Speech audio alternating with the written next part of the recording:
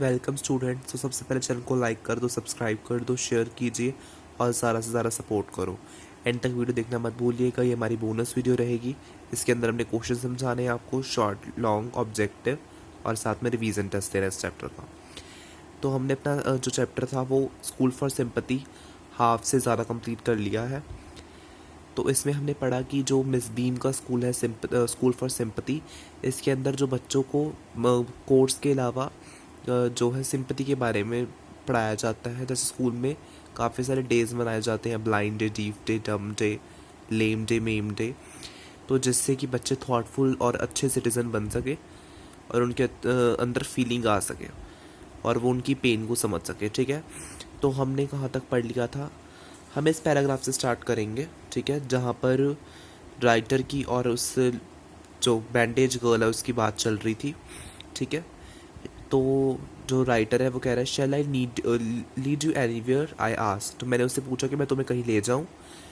O yes she said, उसने बोला हाँ, let's go for a little walk. तो उसने बोला कि चलो हम कुछ वॉक के लिए जाते हैं। Only you must tell me about things, तो मुझे कुछ चीज़ों के बारे में बताओ। राइटर ने बोला, I shall be so glad when 2 days over. तो उस लड़की ने बोला कि मैं बहुत खुश होंगी जब ये दिन बीत जाएगा।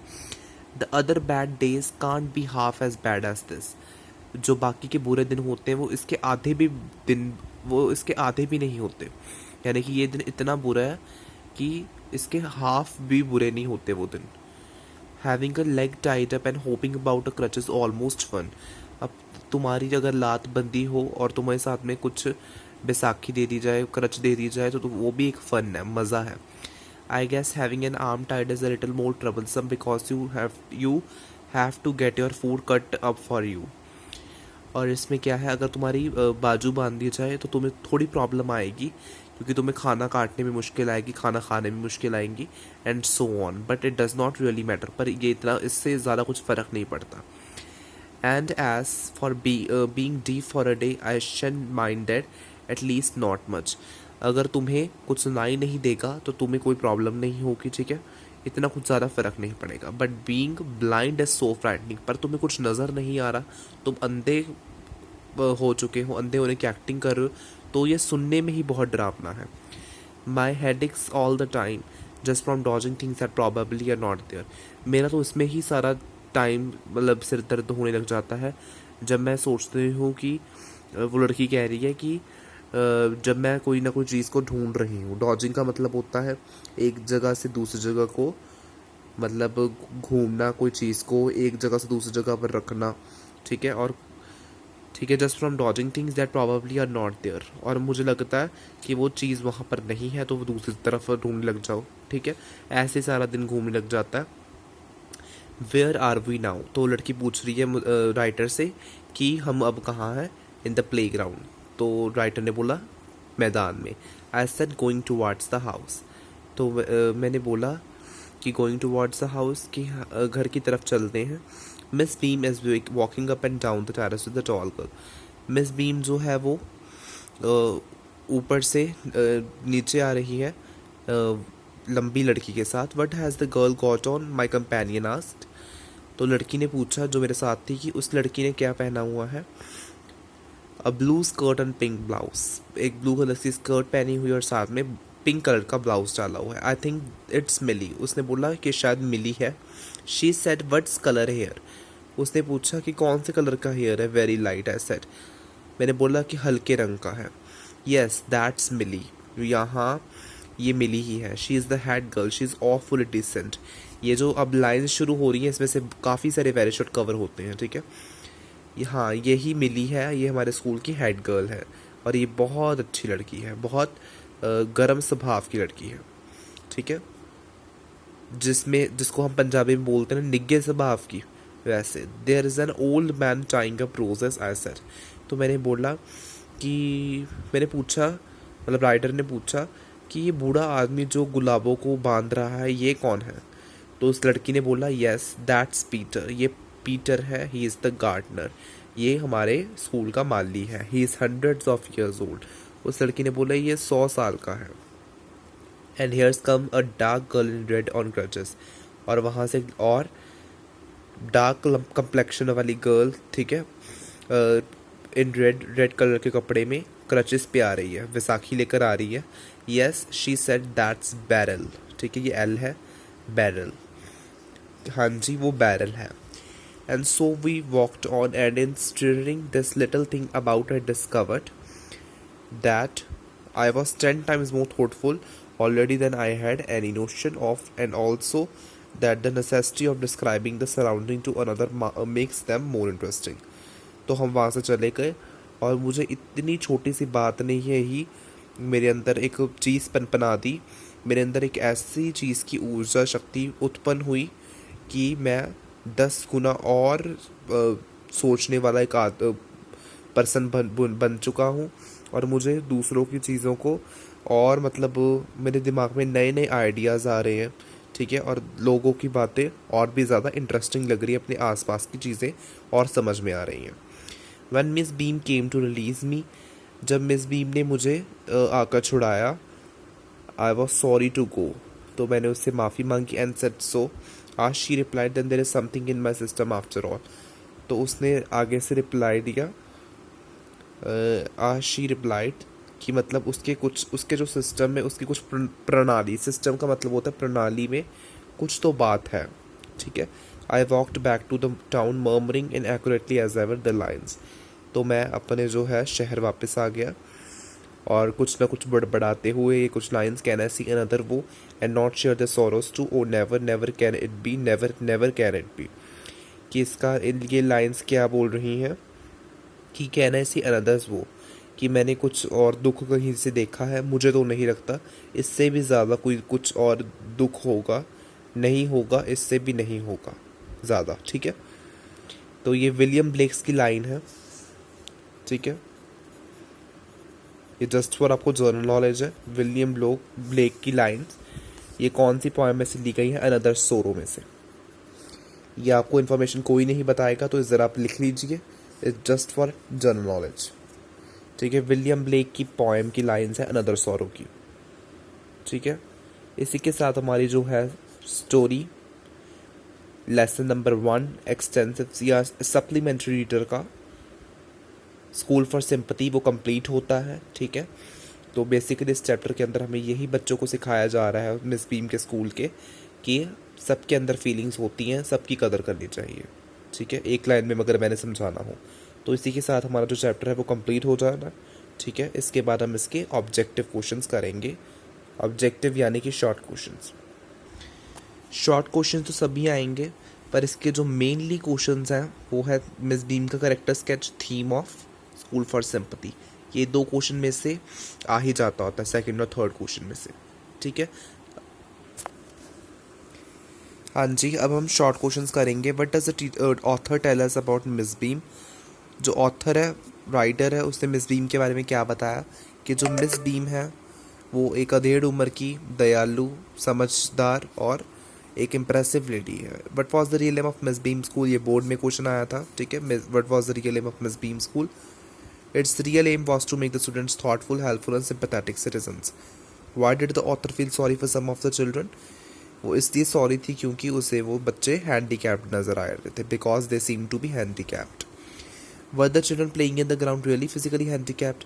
क्या जो बच्चे मैदान में खेल रहे थे वो क्या सच में हैंडीकैप्ड थे। They were not really handicapped, वो नहीं थे।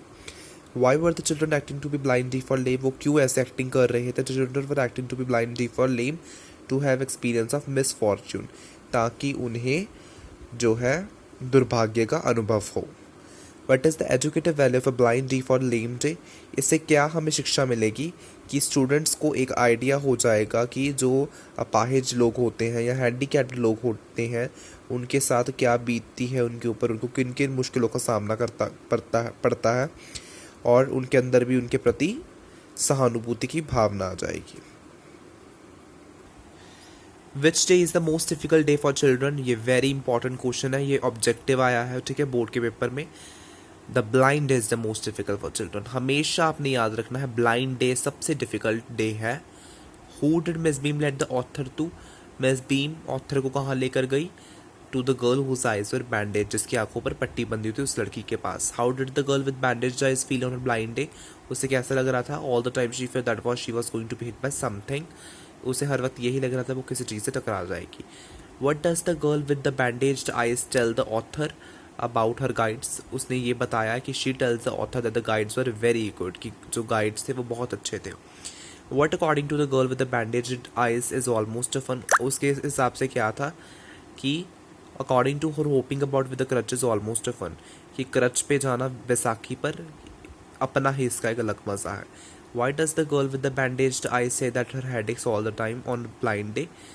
क्योंकि just from dodging things that are not there, जो चीज़ें वहाँ पर नहीं है उसको टटोलना, एक जगह से दूसरी जगह पर ढूंढना। What does the girl with the bandage I tell the author about the guide that the guides were very decent? She sorry about the head girl, she says that she is very decent. उसके बाद gardener के बारे में पूछा, she says that is hundreds of years old. What made Miss Beam think that her something in a system? Miss Beam was right to think so because her school had taught the author to share the sorrows of others. ठीक है, miss Beam जो थी वो सही सोचती थी क्योंकि उसके स्कूल के जो बच्चे थे वो ये सिखाते थे कि हमें दूसरों के दुख बांटने चाहिए। ठीक है, ये एक क्विकी का क्वेश्चन है वेरी इंपॉर्टेंट कि what is lame day? Lame day वो मिस बीम के स्कूल का दिन है जब कि बच्चे लेम पर्सन की एक्टिंग करते हैं। आप ये भी लिख सकते हो कि जिस दिन बच्चे अपनी जो है मेम या लेम में टांग और लात टाइड अप करते हैं। ठीक है, मेम भी आ सकता है, maimed day, lame day, blind day, deaf day, dumb day. ठीक है, तो आप उस हिसाब से याद कर लेना। Miss Beam was a cruel lady, false. ठीक है, करेक्ट ऑप्शन चूज करना है। Middle age kindly impressive lady है। ठीक है, ये ऑब्जेक्टिव तो आप कर ही लोगे। ठीक है,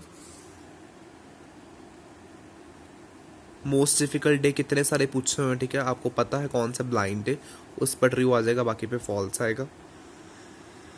the writer had heard of the originality of the system of Miss Beam school.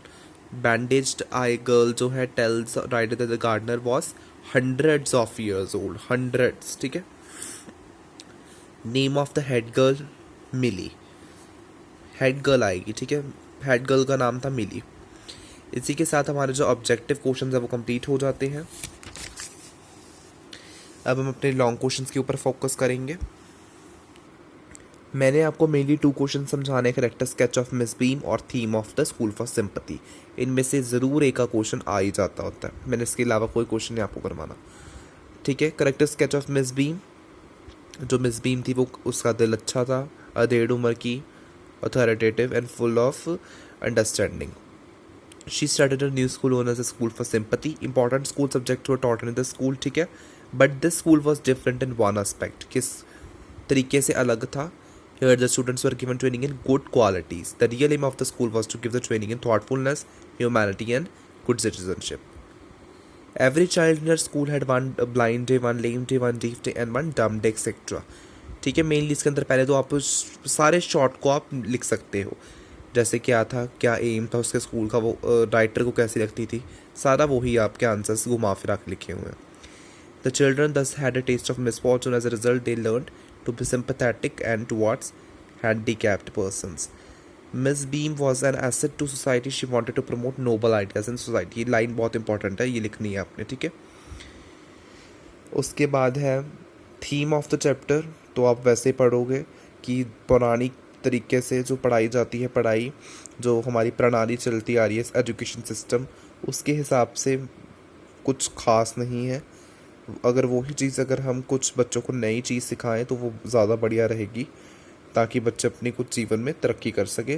तो उसके लिए नॉर्मल सब्जेक्ट्स के साथ साथ उनको इंसानियत भी सिखाई जाती है कि लोगों के साथ कैसे व्यवहार करना है और उनके प्रति कैसे आपने अपनी जो भावना है, सद्भावना, अच्छी भावना कैसे रखनी है, तो वो इसमें बताई गई है। सेकंड जो पैराग्राफ है वो भी ऐसे घुमा फिरा के लिखा हुआ है कि कौन कौन से डे मनाए जाते हैं, इस दिन उनको दुर्भाग्य का एहसास होता है। ठीक है, ब्लाइंड डे की एग्जांपल दी हुई है कि ब्लाइंड डे के दिन रात को ही उनकी आंखों पर पट्टी बांधी जाती है और उनको कुछ भी दिखाई नहीं देता, और बाकी भी दिन ऐसे ही मनाए जाते हैं। आप इसके अलावा भी काफ़ी इन्फॉर्मेशन लिख सकते हो। ठीक है, खुद अपनी तरफ से बनाना सीखिए। ठीक है, इतने ग्रोन अप हो आप, क्लास 12 में बार बार कहता हूँ अपनी तरफ से बनाना सीख जाइएगा, तो बहुत आसानी होगा। अगर आपने बाहर भी जाना है, आइल्स करनी है, तो उसके लिए भी आपको इंग्लिश